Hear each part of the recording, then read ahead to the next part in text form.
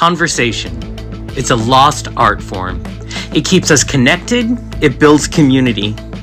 I am proud to partner with Lunarium in Spokane, Washington to provide a space to come together and talk to each other. I hope you'll join us as we explore subjects like censorship, cultural anxiety, community, and the creative fight. Welcome to our Community Roundtable. Check out our website for opportunities to come be part of the live audience. Now let's go. Hello, everyone. How is everybody doing?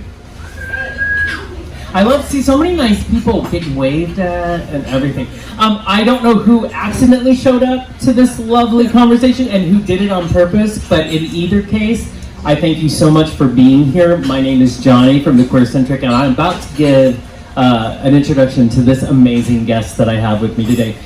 Keep in mind, this is all about conversation. There's going to be an interactive point in this, so feel free to ask questions. I'm going to have Holly McGinnis right here is going to be your woman to give you a microphone. So watch for her during this. This is a relaxed, live podcast that we are going to put y'all through, and it's going to be amazing. So I do want to take a minute and thank everyone at Lunarium who have always been a good supporter of the things that we do. So let's give a round of applause for Lunarium. I'll tell you a little secret. Sometimes I'll read my notes and I don't know what I was doing. This is a quote, but it makes it sound like I'm saying, make eye contact, say kind words. Not because I'm such a jerk.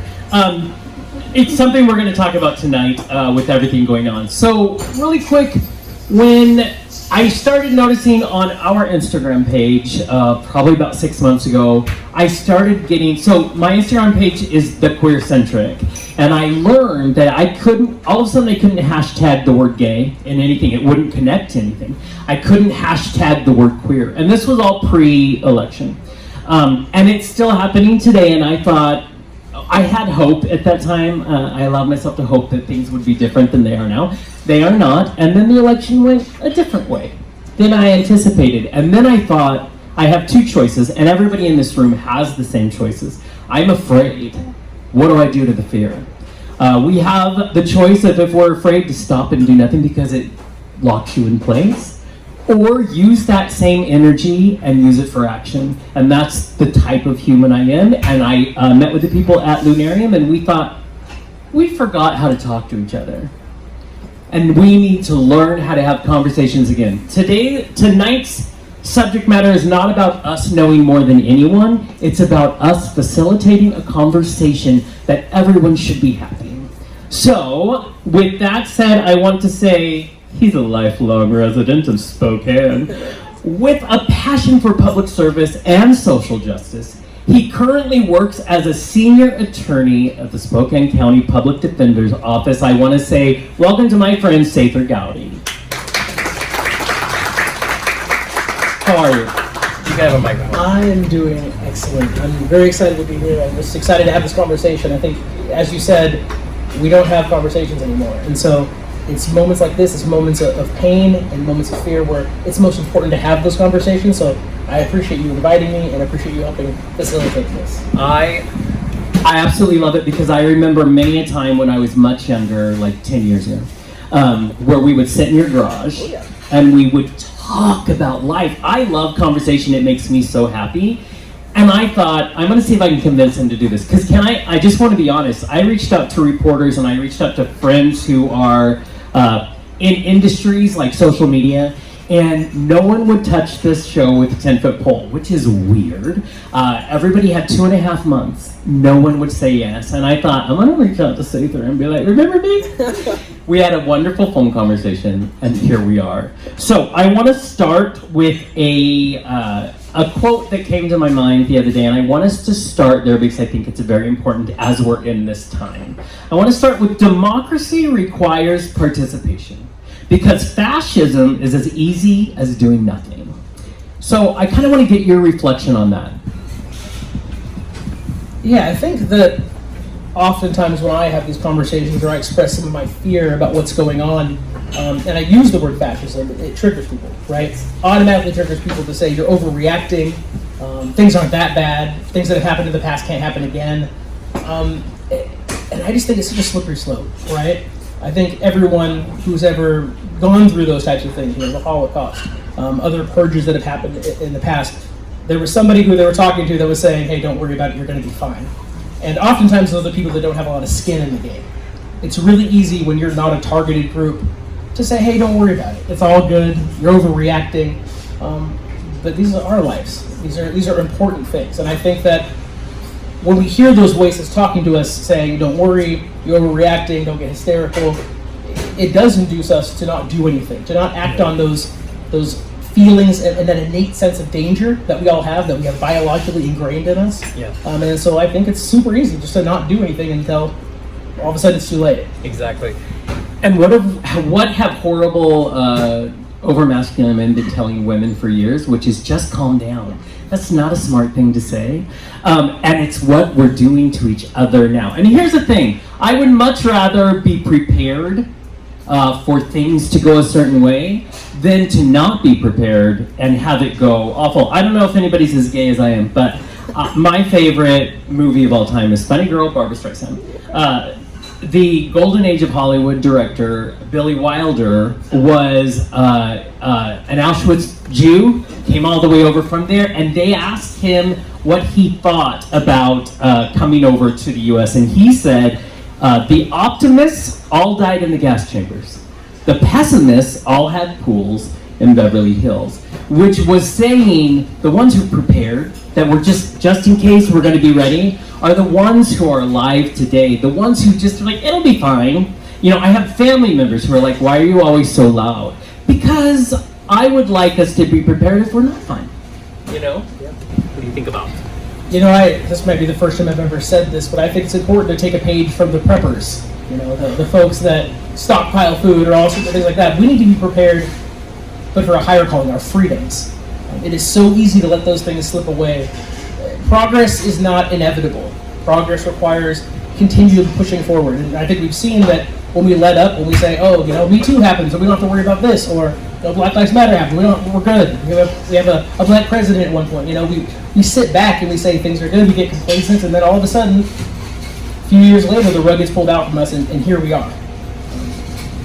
And I want to ask, because obviously you're a public defender, do you feel that same when you are defending certain people, that they're like, that hopeless kind of fierce fight in them because they finally feel it?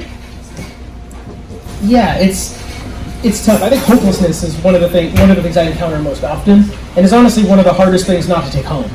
I represent clients that, frankly, a lot of their lives are pretty awful and have been pretty awful since a very young age, dealing with mental health issues, dealing with the people that were supposed to protect them failing them, and so then they sometimes make choices that maybe don't make a lot of sense for someone in my position. But when you're staring hunger and poverty and being cold, things like that in the face, it's a lot easier to make some of those decisions. And in terms of the hopelessness, I find that it weighs on people maybe more now than it ever has. People, black and brown folks, my black and brown clients, are often afraid that even if maybe they are legal residents, that there may be someone who assumes they're not, and what possible immigration consequences can come from that. We're having a major battle in our office talking about what do we do if an ICE agent shows up to court? What are our ethical responsibilities? Yeah. Which, if you just watch, I have to be careful in the mornings. Like, I decide on this day we're not going to look at the news. On this day we will, just to be able to understand what's going on, because those are real things. And in the new administration, a lot of things are happening at midnight, including raves. Like, I lived in Tulsa for a while, and I know a lot of my friends. It's midnight, cover of darkness, and then there's ICE agents. So they're trying to, things are being cloaked. This is what I'll say also. We have been trained for many decades to feel kind of sheepish to talk about politics. To feel like, we all just need to get along, it'll be fine. When I don't know if you've noticed, there is another side that doesn't like me being a queer guy, that they don't care about being loud over there. And I think that's why it's important that we match that kind of energy. And I want to say something else. So there is an author who wrote, it actually used to be a Nazi during Nazi Germany, and he says something I want to bring light to. He's a legal theorist, Carl Schmitt. The way to destroy all rules was to focus on the idea of exception, manufacturing a general conviction that the present norm is this exception. You have to read your own writing. That's never a good thing. And the point is, if you can make now feel like this is worse than ever, like we hear a lot of, then citizens begin to trade real freedom for fake safety. And I think we get that a lot right now. We got terrorism, it's happening right this moment. Oh, this is an exceptional time, so please give me your rights. And we have the ability to say no. We have more power than we give ourselves credit for in a time like this that makes us very nervous. Yeah, I think we should always be skeptical of anyone who says, to protect liberty, we need to suspend it. Right? I think we've seen, my generation has seen this since 9/11. They're always telling us of what we need to fear and what we need to give up to be protected by that. And I think some of that standing in our power comes from, we need to understand that these political spaces are our right. We have a right to be there. I think a lot of times, people of color, people in the LGBTQ community, women, we've been told that we should be grateful that we get a voice in this system, that we should be thanking these people for allowing us to contribute. But the thing is, these are our spaces. So I think realizing that and standing in that power is an important step to then making that change. Yeah. And I think when you start looking at misinformation, which is huge right now, when you start looking at misinformation and trying to create a truth around it, that's when we start getting slippery slope. Of course, Meta, which is Instagram, Facebook, they came out just before January and said, we are taking away this idea that certain speech is not allowed because all Americans have the right to, call me a faggot. You know what I mean? And so instead of flagging those things, they've decided to use a third-party system, and we all should be on our best behavior.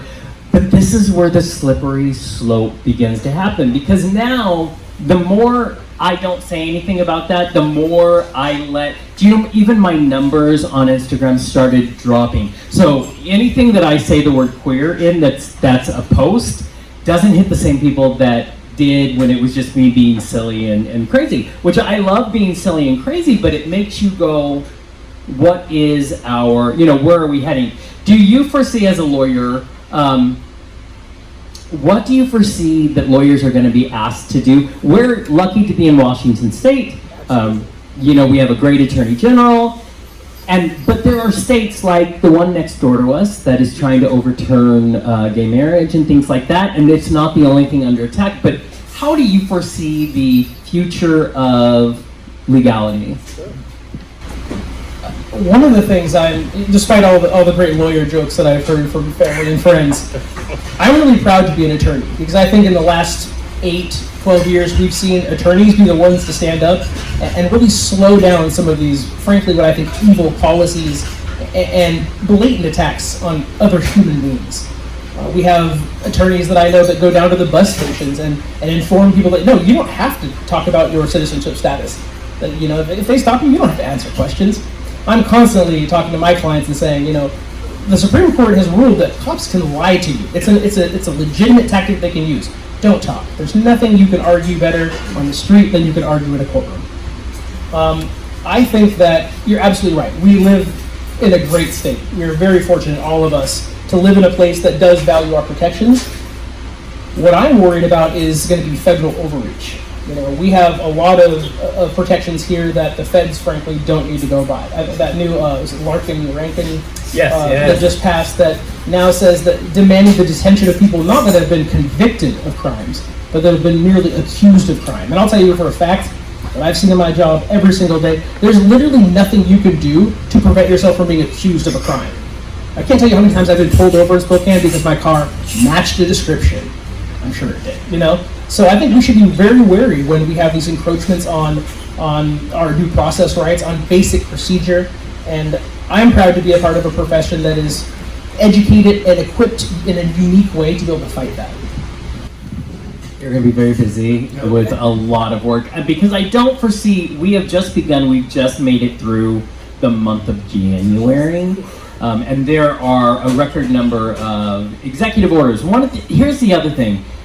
It's very easy to say, this is the truth, and you have to show your papers, and if you don't educate yourself, you don't know that that's different. And that's where they set their truth. They set their truth to say, I'm going to say this, to see how many will believe me, and then I can get away with more stuff. I don't know if you noticed, but I love me a quote. I love me a quote. And I want to say, to abandon facts is to abandon freedom. If nothing is true, then no one can criticize the powers that be. There's no basis on which to do so. If nothing is true, then all is spectacle, and the biggest wallet pays for the most blinding lights. One of the harsh realities that I had to learn when I was fresh out of law school and just very excited to flex all the legal knowledge that I have is that people on Facebook don't care. They do not care about your experience. I would have relatives posting just outlandish, wild, unconstitutional things as if it was gospel, and I'd say, well, actually, here's the case law that says that's actually not quite true. Does not matter, right? So I have had in my life to have to protect myself in a way of like, I'm not going to fight some of those battles, right? In the courtroom, as you said, I have to show evidence, I have to show precedent, I have to have arguments, and I think that's why you see this administration constantly losing in court. Their record in court is abysmal. I mean, you look at Bob Ferguson, our old AG, just stomped that administration over and over again. But what's scary is, for me especially, is the world isn't a courtroom, right? And so we need to focus on hearts and minds, and not just hit them with facts. Because frankly, like, as much as I hate to say it, facts don't mean a whole lot right now to a lot of people. It's about feeling. I was surprised to find, as a person of color, to realize that there is so much white fear out there. I had no idea. I have a joke that I say that white people don't got a ton of natural predators out there, so I was shocked at the fear that I'm seeing. But this whole, like, all these immigrants are committing all these crimes. I'll tell you for a fact, my caseload on the most difficult, kind of heinous, cases that I've come, they're not migrants, they're not immigrants that are committing those crimes. Oftentimes, the people that I represent in those situations are people that are citizens that have great jobs, the people that are the exact opposite of the people that we are told to fear. So I think, again, facts are important, but we do have to speak to hearts, and we have to speak to that fear and find a way to break through using some facts, but using also those things, reversing some of those triggers that people so quickly jump on to rally around some of this just absolute nonsense. Well, you mentioned hearts and minds. Now, I can only come from my experience. So when we won marriage equality, there was a shift that happened. I was doing a radio show back then, very political based. What won us was when we started to tell stories. When we started to say, it's hard to put a face of a monster on someone that you know. So when they started seeing us because we were saying what it was like to be in our experience, that's when things started to shift. And I think you are right. We have spent, and I don't like to make it a Republican-Democrat thing because they both sort of piss me off, because it's not about that. It's about people and their opinions. And when we can start having the real conversations, which is what this is, and talk to each other. When we see each other, we find a common ground. I got to interview this duo. The man is a Republican ex-governor, and he's like 76 years old, and he had his hair cut by a trans person, and he was like, he got his hair cut and he was pissed. Because he didn't know, but this lovely gentleman decided to share. But do you know, over 2 years they wrote a book together. They talked about what it was like to have to see each other. And it changed them completely. And I'm not going to lie, in that interview I did say, I do need you to tell me, did you vote for Trump? Because if you did, I don't know if I trust you. But he's like, my whole world changed. And they had to see each other. And that's really what we need to be doing now. We need to recognize what is the old namaste? The light in me recognizes the light in you. And that's where we are. Let's get back to seeing each other. So I always felt connected to you because we were human beings. And I am the whitest man you'll ever meet, but I'm also, I tell my brother all the time, he's like, shut up. And I'm like, if I open my mouth, I'm gay. And I'm not gonna change it. This is who I am. But I can't hide behind that. So it's this connection. And not everywhere is, it's not puppies and rainbows. have you run into racism and stuff against you yourself here? How much time do you got, man? Exactly. I grew up in Spokane, so I was in the Meade district, and I mean, I had crazy stuff like Klan masks put in my locker. I had a black baby doll with a noose put on my front porch. Whenever I would complain to administration, we'd have a day where we like watched Remember the Titans, and they're like, "We're good, right? We fixed it," And so racism has always been a part of my life. It has always been something I've confronted, and frankly, it's always painful. Even in my job now, I recently had a client who I dominated for this case. I got this case dismissed that put some real solid lawyering, as we say. And this was a gentleman from Macon, Georgia. And afterwards, he's like, I wasn't sure when I got assigned a colored lawyer. I was like, oh, okay, buddy. He's like, pretty good job, though. Pretty good job. And so it's these little moments, these microaggressions, these things that you don't expect to see. But I also will say that I think things are getting better. I do a lot of speaking in schools, and when I was in school, I was one of 3 black kids, and every year my name was mixed up in the yearbook. I mean, it was stuff like that. But now I see some of these classrooms. I see kids from all over. I see kids playing together, kids that don't look anything like each other, building those relationships. And I think starting there and building a relationship, as you said, it is, when you put a face to somebody, it is much harder to accept some of that nonsense that we hear. Exactly. And I think that is in design. Yeah, absolutely. You can control people if you can keep them in fear. Or people can use their fear and find some freedom, and then it's a different ballgame. So one of the things I think about a lot, like I pay attention to words. If you're having a conversation with me, I listen to every single word, because you can learn even more beyond that sentence by listening to how people choose to choose words and to say words. And I believe there's another quote. Are you ready? By Timothy Snyder, who wrote an amazing book called On Tyranny. And he said, be alert to the use of words like extremism and terrorism. Be alive to the fatal notions of emergency and exception. Words have power. I don't care if we want to say they don't, but they do. And it's time that we begin to take the power back. And so in that, and maybe there won't be, but if anybody here wants to just have a part of the conversation, like, I don't know if I don't know the meaning of life, do you? No. Oh, see, so maybe don't ask us that, but if you have something you also want to put into this conversation, I think now's the time to send Holly out to talk to Sather and I, and just, what are your thoughts on what we're talking about? Anybody want to say something? Be like, you guys are so handsome. I know, thank you so much. It's so sweet. Anybody want to say anything? I know it's terrifying, isn't it? I will. Oh, yes, I will. Please say something. So, you had mentioned ICE. What happens if ICE shows up in Spokane? Do we know? Well, I think the reality is ICE is already in Spokane. I think that, and again, it can get difficult because, I'm going to speak for myself, right? Sure. We have professional obligations. We're officers of the court. We have to obey the laws. I'm certainly not going to ever talk about my clients if I get asked. No, that's not how you're going to get that information, right? I will do everything I can to protect my clients. I think there's a real danger right now of people not coming to court because they're afraid, and they don't come to court. They get warrants, and we start this whole backlog of people getting then booked into jail. The reality is they are here. And so I think it's incumbent on everybody to know their rights, to know what you do have to say. You have to identify yourself, obviously. But there's not much more you have to say. And I think knowing those rights and being secure in that. I always tell my clients, though, you can assert your rights and be respectful. Because there are real realities. If you are black and brown, you look different, you're not, this is, white male, that when you interact with officers, you need to comport yourself in a certain way. That's just a reality. However, that doesn't mean you have to give up your rights. And I think that's super important. And I don't know if everybody's been seeing the horror stories around when ICE has gone to like elementary schools.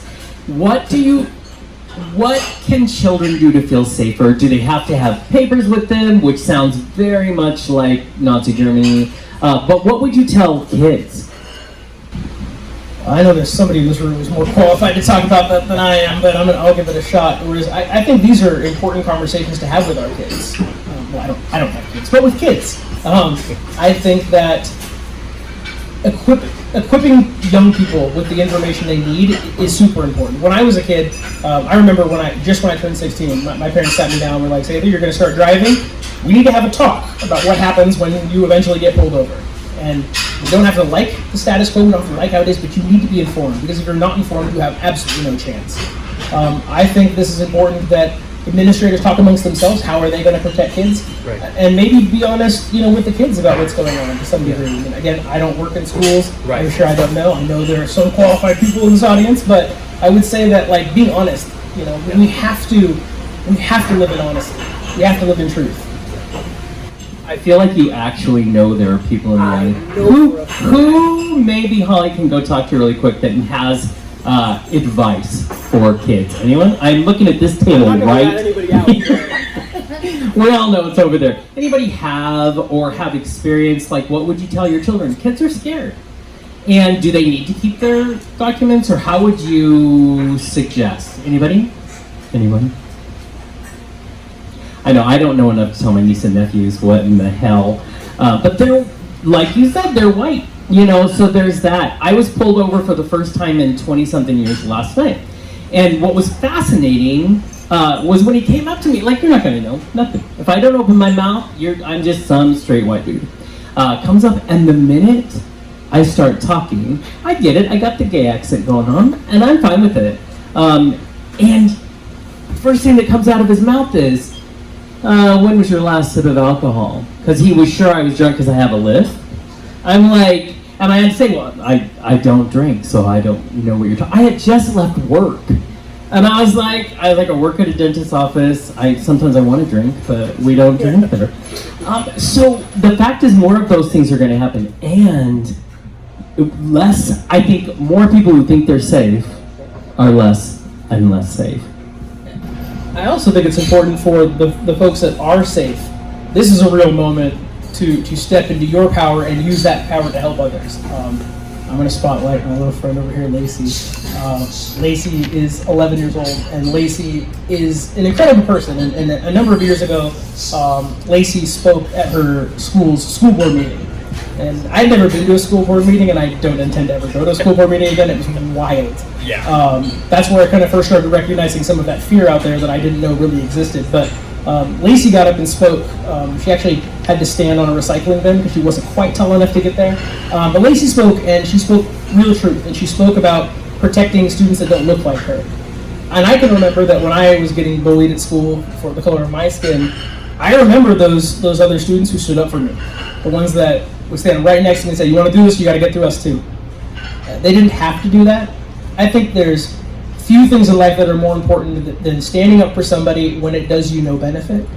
And I saw that in my own experience with some of those students. I saw that with Lacey, standing up and speaking about students that she goes to school with every day, and about wanting them to have a place and wanting them to feel safe. And I think those are some of the most incredible moments. I think of those pictures of Selma, right? And the reality is, when it was black people getting hosed down all the times, not a lot of people really cared. But it did take some of those white, and I hate the word ally. I think ally is cheap. I like the word comrade. I think that means a lot more, because allies tend to run, but comrades stick with you. And you see those people, when those people stood up and said, "No, we're not going to allow this to happen. We're going to protect our African American brothers and sisters." You started seeing a change in perspective and a change in the broader community. And so I think there's nothing higher than standing in solidarity with people that don't look like you when there's no benefit to you. So I'm always impressed with people like Lacey. And you're super famous because I even know who you are. Yeah. Just follow Safe Letter, I'm telling you, right there. And that truly is, I think, the secret, because like you, I agree. In our world, queer world, we also use ally, and it is a cheap way to say it. But what I love is, someone asked me once if I could understand their journey. No, but that's not the role of humanity. The role of humanity is to say, I don't have to understand your journey to know you have a right to be just like me, whatever you want. Which is why when I see people trying to remove rights, I'm like, that's the first sign of no. That's not okay. And we talked about this earlier, if I am loud enough, and maybe as my brother would say, stupid, and am willing to stand up, then I need to keep doing that until someone who maybe didn't feel strong enough can stand up beside, because it is in the silence that we lose everything. Anybody, it doesn't even have to be about this specific, anybody have a comment to make? We have a very timid crowd. Oh no, don't be timid. Over there. Right there. Yeah, we can go. Hello. I guess I'm taking notes through all of this just because it's like that's how I find peace in this kind of disturbing topic that we're coming across. But one of the things that you said, going kind of like paraphrasing, but it's like the more safe people feel like the less safe they are. Is that accurate? Right, okay. right. And I feel like we're kind of falling into that trap in Washington, just like they're like, oh, we're in Washington, so it's fine. But what I have it, House Bill 1038 right now is going forward to block puberty blockers in Washington State. So these laws are trying to be passed here right now. This is happening in our legislative session right now, and also there's like that dissonance of like we're inside of Spokane, like our neighbor is Idaho, and like and also these are our neighbors. Like there's queer folk in Idaho. Like I'm house shopping right now, and I look at those prices, and it's like $150,000 cheaper than anything here, and I'm like, but that's not an option for my family. And just having this conversation, just like, what are your thoughts on like falling into that idea of safety, falling into that idea that like, oh, it's Washington, it's not going to happen here, even if there wasn't going to be any federal overreach, which I doubt. Like, I have a family member that lost their passport this week. Like, this is happening now. They lost their passport because they are trans. That is happening this week. And just and I guess that's me. It's like, I feel lost. What are we to do? Like, Well, I think first off, I mean, you have every right to feel lost. I think that makes absolute sense, right? I think in a lot of ways we are lost. And I think you're absolutely right. Complacency is going to be the thing that gets us. Yes, we are in Washington. I think we have a better chance than a lot of places, but there's also a great many people, power brokers in Washington, that would love to see some of this stuff happen, right? I think that it is important to take advantage when you have a stronger foothold than maybe like a place like Kentucky, let's say, right? I think we can all probably agree that there's a stronger foothold here for some of the changes we want to see and some of the protections we want to see. You have to use that as a rallying point. There's so many people here that really do want to protect folk. And yeah, of course, there's that other side as well. But this is where you can get votes. This is where you have some of that legal power. And so we have to cultivate that. You know, I don't know if you ever played strategy games, but yeah, you know what I'm talking about, right? But you don't overextend yourself right away, right? You got to build up that support. You got to build up that base. I think, frankly, if we're going to be super honest, the far right has done a really good job of that. I think where the left has failed is we've constantly just eat our own, you know, and what's the, you know, you said, divide and conquer, right? So we need to really work on solidifying, find those intersectionality points, because intersectionality, let's face it, is the name of the game, right? Find those intersectionality points, use that as a foothold to start, securing those things. Then we move forward, then we move farther. Yes, you're absolutely right, there's going to be federal overreach. When that happens, we need lawsuits filed that day, that moment. I think we see that, right? We were one of the first states to come out strong on these lawsuits. So I think we have to stay vigilant. Again, progress is not inevitable. You have to keep fighting, but we do have a head start, and I think we need to make the most of that head start. I agree, and if we look, there were lots of speeches done over the last couple of years that talked about a phrase that is actually a political strategy, which is shock and awe. So they are counting on us feeling lost. And like Sather said, we have a right to feel lost, but we can't let it keep us down. The laws should be, how do we talk to each other now? Because it's terrifying. We have a right to say it's terrifying, but we have to talk to each other so they don't get what they want. And shock and awe, that whole strategy is, if we throw a lot at you, like all of the signing statements that are happening right now, you're so in that shocked and scared that you're not going to look at what's really happening. So, but it's legitimate to go, I don't feel safe with my family. I feel like my family is not safe right now. So you start building community, which is what this is tonight. Community is how we move forward. Community is how we build strength, and we need that. Honestly, my hope for tonight is that when you leave here, you have conversations with each other, that you build that if there's someone who you don't know, say hi. To find those ways, that was that weird note I gave myself earlier, make eye contact, say something kind. Because if you look at, I'm a big proponent of reading. We did not invent this. This has happened 8 billion times before. So what did people who came out of it, what did they learn? How did they get out of Hitler? How did they get out of Stalin? How did they get out of Mussolini? They did it because the people finally started talking to each other, because Gaddafi and all those people started doing propaganda, which we see every day, started using specific words like extremism to isolate us and to make us feel like there is no path forward. But first of all, thank you so much for an amazing comment and for taking notes, because I don't remember what I say half the time. I think that's amazing because you're participating in our democracy. And that's what we need to do. Does anybody else have a comment at all? I'm going to start calling out my friends. Hi, friends. Great, do it. I have a friend over here. I have a friend over here.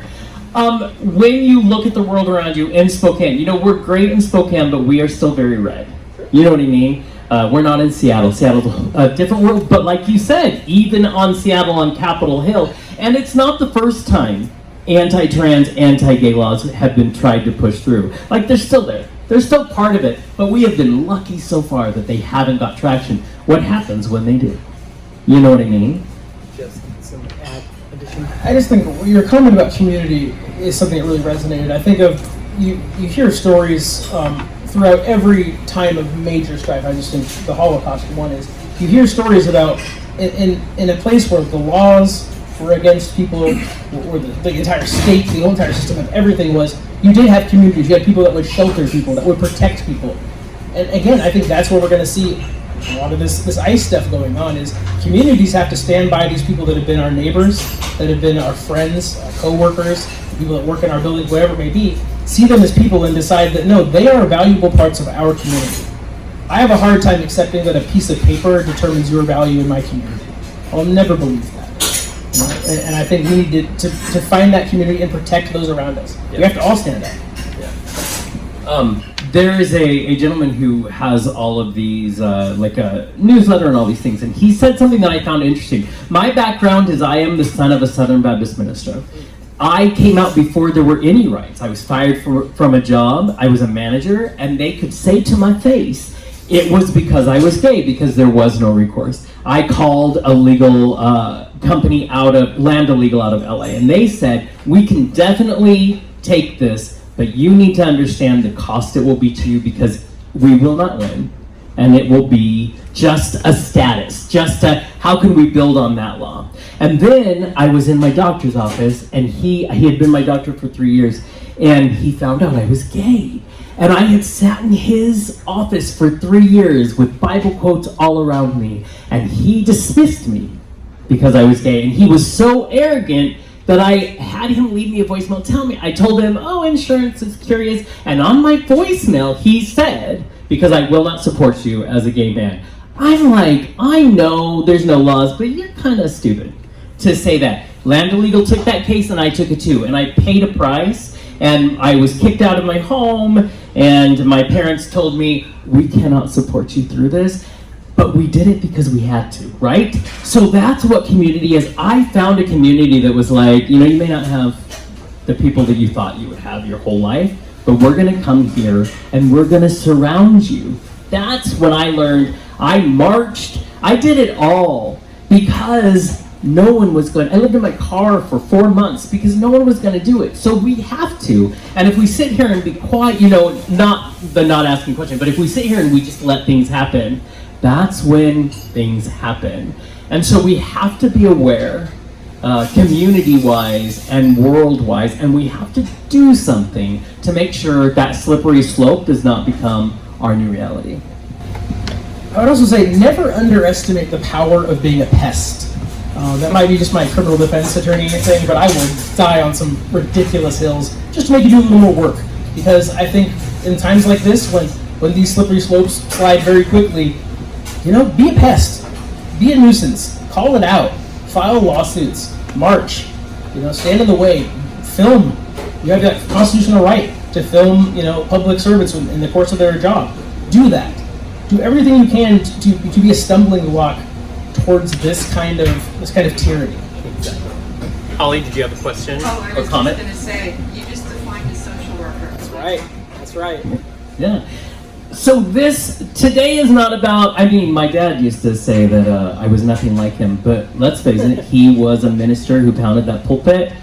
You just didn't want me to do this work, but this is the work we are here to do. And I'll do it until I'm dead. And please don't let that be anytime soon. Yeah. Anybody who's listening? Because someone has to. So I have to say to everyone here that I appreciate they're here at all. The fact that anybody cares enough to have a conversation that is awkward and maybe a little uncomfortable and is the sign of hope. And we have to find hope around us in the pieces. But we also have to remember, look around at this crowd and know we have a community and we are slowly going to build it. That's the whole point of this here tonight. We have 3 more conversations every other month. March 21st, which is a Friday, we are going to be talking about cultural anxiety, with my therapist friend, Holly McGinnis. Talking about there's this true trauma that is hitting us. And then there's 2 others, and then I'm going to have you be on the last one, just so you know. That's in June. But the fact is, if we don't continue to talk to each other about the things we're worried about, then we are headed towards Russia and Nazi Germany. And we can't have that anymore. We have our amazing youth who are standing up and saying, listen, we've got to come together. We have to start remembering that we are human. Humanity matters more than anything else. Do you have any closing statement you want to say? Yeah, I guess in terms of having difficult conversations or speaking about difficult things during a difficult time, never let anyone make you feel ashamed or bad about speaking about your own survival.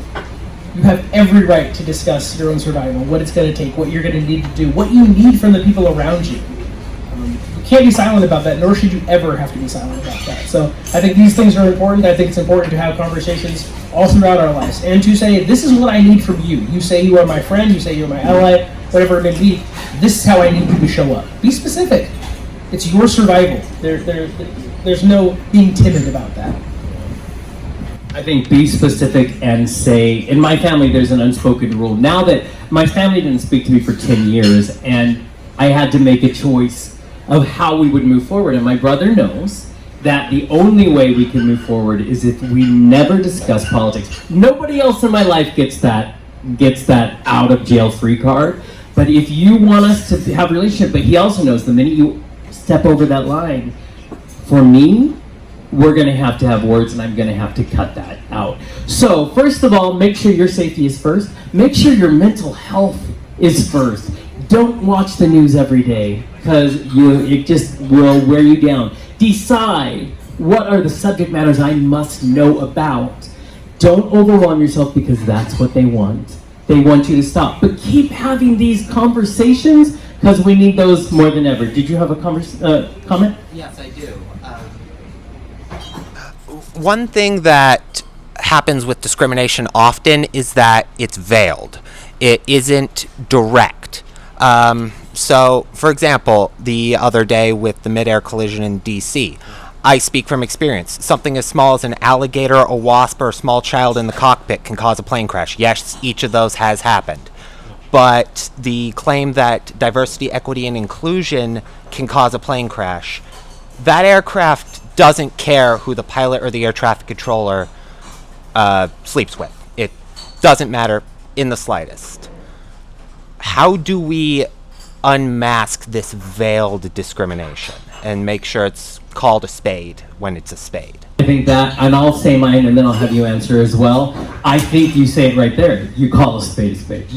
We cannot be afraid to say, hey, that situation is a little bullshit. You know what I mean?